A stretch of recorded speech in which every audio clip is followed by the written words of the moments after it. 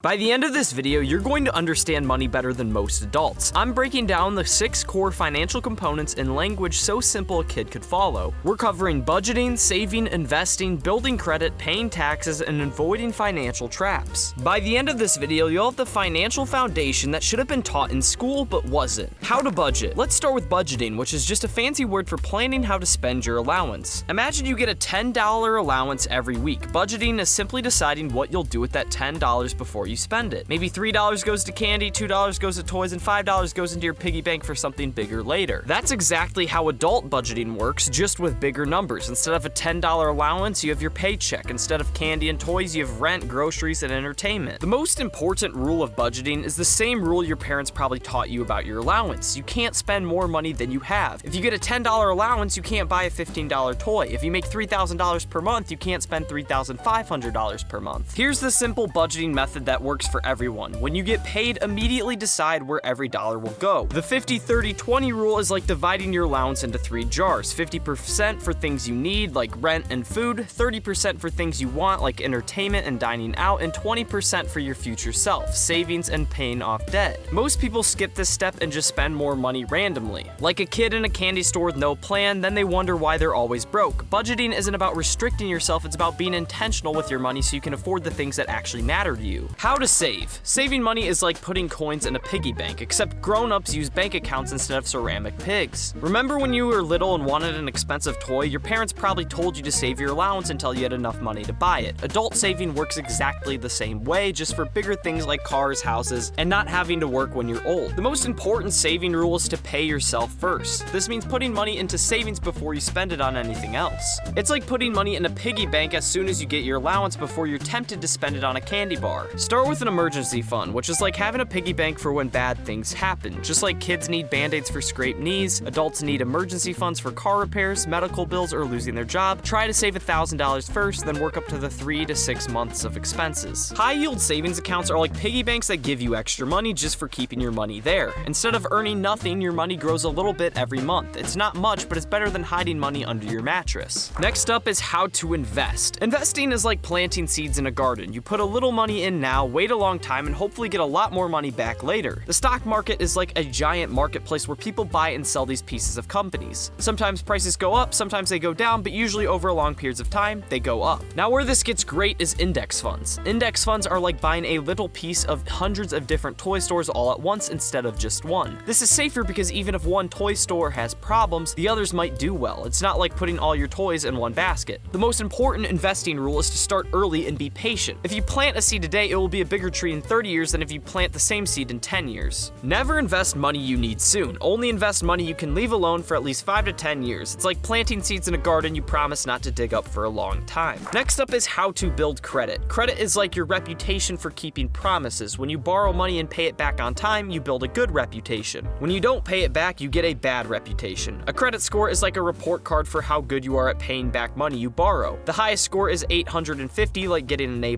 and the lowest is 300, like getting an F. Most people want to score above 700. Credit cards are like borrowing money from a friend, except the friend is a bank. When you buy something with a credit card, the bank pays for it, and then you have to pay the bank back. If you pay the bank back quickly, they're happy and your credit score will go up. But here's the tricky part. If you don't pay the bank back quickly, they charge you extra money called interest. It's like if your friend let you borrow $10, but if you took too long to pay them back, you'd have to pay them $12 instead. The secret to building good credit is simple. Only borrow money you already have and always pay it back on time. Use your credit card like a debit card. Only buy things you can afford to pay for immediately. Pay your credit card bill in full every month before the due date. This shows the bank you're responsible and builds your credit score. It's like always keeping your promises to friends. They'll trust you more and want to help you in the future. Good credit helps you get better deals on big purchases like cars and houses. It's like having a good reputation that makes people want to give you more discounts. Next up is how to pay taxes. Taxes are like the price we pay to live in our community. Just like you might pay a fee to join a club or use a playground, adults pay taxes to use roads, schools, police, and other things like the government provides. When you work and earn money, the government takes a portion of it as taxes. It's like if every time you got an allowance, you had to give some of it to your parents to help pay for the house, food, and electricity. Most of the time, taxes are automatically taken out of your paycheck before you even see the money. It's like your parents taking the share out of your allowance before giving you the rest. Every year, you have to file a tax return, which is basically showing your work on a math test. You tell the government how much money you made and how much tax was already taken out, out. Sometimes you pay too much and get money back. Sometimes you didn't pay enough and you owe more money. Keep records of your income and expenses, just like keeping receipts when you buy things. Some expenses can reduce your taxes, like donating to charity or paying for school. These are called deductions, and they're like getting a discount on your taxes. The most important rule about taxes is to file them on time and to be honest. Lying about your taxes is like lying to a teacher. You'll get in big trouble if you're caught. If taxes seem confusing, you can use tax software like TurboTax or hire someone to help you. It's like asking a smart friend to help you with your homework. Next up, how to not get stuck in traps. Financial traps are like tricks that bad people use to take your money. Just like your parents taught you about stranger danger, you need to learn about money danger. One of the biggest traps is keeping up with the Joneses. It's like trying to have all the same toys as the coolest kid in class. You see your friends with new cars, expensive clothes, or fancy vacations, and you can't afford them. If you go ahead and spend that money, it's like spending your lunch money trying to buy the same sneakers as your friend, then being hungry all day. Just because someone else has something doesn't mean you need it too. Another big vice is gambling and lottery tickets. It's like paying money for a tiny chance of winning money back. It's like playing a game where you give someone $5 and they might give you $100 back, but probably they'll just give you your $5 or $0. The people running these games always make sure they win more than they lose. It's like playing a game where the house always wins, but they trick you into thinking you might be the lucky one. Another big trap is impulse purchases. It's like grabbing candy at the checkout counter when you're grocery shopping with your parents. You see something shiny and want it right now, even though you didn't plan to buy it. It's like seeing a toy in the store and then begging your parents to buy it for you, even though you're probably gonna forget about it in a week. The trick is to wait 24 hours before buying anything you didn't plan to buy. Most of the time, you'll realize you didn't really want it in the first place. The best protection against all of these traps is to pause and think before spending your money. Ask yourself, do I really need this, or do I just want it because someone else has it? Most of the time, waiting a day or two will help you make a better decision. If you want to protect your financial future in relationships, check out this next video where I break down 6 financial red flags in dating that you need to run from. These warning signs can save you from choosing a partner who will destroy your wealth and keep you broke forever. Click this video here to check it out. I'm sure you'll love it. Peace out.